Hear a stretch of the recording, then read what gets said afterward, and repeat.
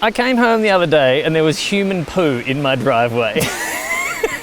It was strewn across the driveway, mixed in with toilet paper, but it was very visibly human excrement. Well, I came home the other day and there was human poo in my bedroom.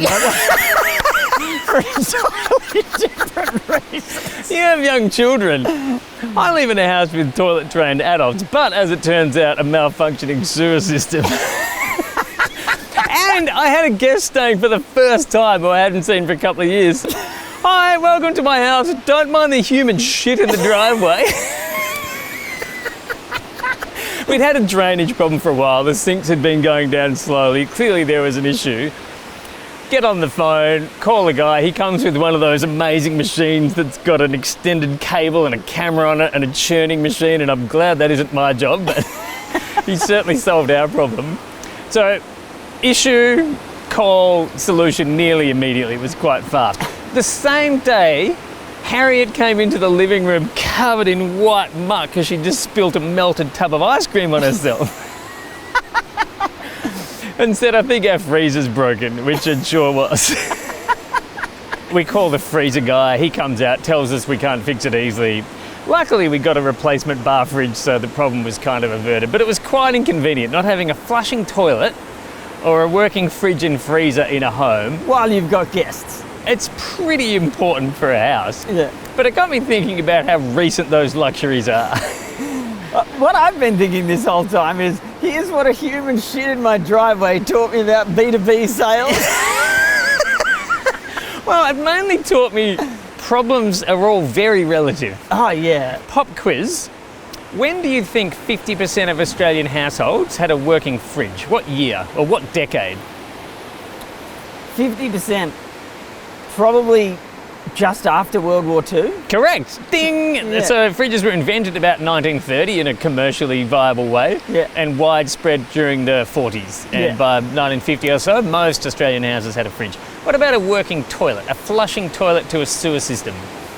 I could get this wrong by easily 50 years, but I would guess probably our grandma's era wouldn't have been 50% yet, so maybe like 1910 or 15 or later, about the same time as a fridge. So, really? It was a luxury item. A lot of people had flushing toilets well before 1950. Yeah. But the accessibility of it, the widespread availability wasn't until mid-last century. Yeah. So we're talking 75 years of human history in Australia. Out of 250,000 years of modern humanity.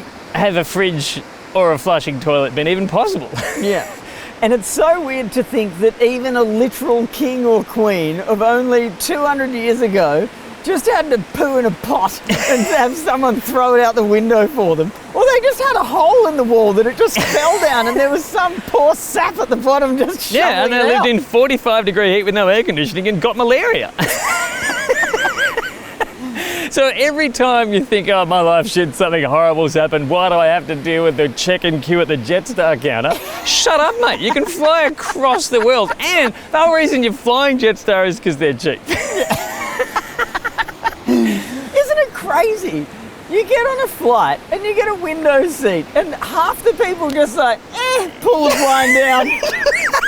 Just start watching reruns. The quality of a view out of most commercial flights is a scenic tour that's worth hundreds of dollars in even a minor switch of context. Yeah. When I was flying in Argentina recently, I looked at the flight route and where the glaciers were and made sure I got a window seat. Yeah. And that was every bit as good as a scenic flight that I would have specifically chosen for it.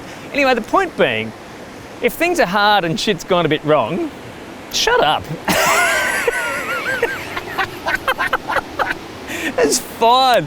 100 years ago, that would have been an absolute luxury what you've got now. And it's funny, one of the things that I know is going to become more and more of an issue for my kids is them comparing their lives with someone else.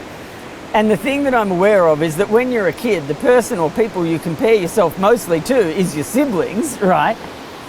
But there are, I don't know how many other children in the world, like a billion or something, and you're comparing yourself to the one that just happens to be in your house because they're accessible and obvious. But there's this whole suite of literally a billion other people that you're not comparing yourself to. And we draw, I speak from personal experience, so much misery by comparing ourselves to our siblings and being disappointed with the result. What are you doing, mate? It's Comparison one is the person. thief of joy, Yeah. and if just widen your frame of comparison just 1 degree and everything is fine. Yeah.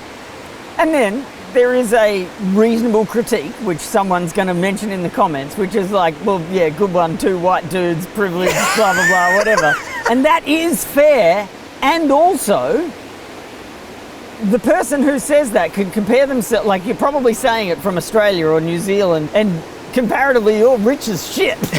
There's always someone better off than you. There's always someone worse off than you. Yeah. The way you approach any problem, I think, should be, does this actually matter? Yeah. Is this really a problem? Yeah. If it's cancer, maybe. What about if it's poo in your driveway? Well, it wasn't a problem at all. We laughed about it. Like, who cares?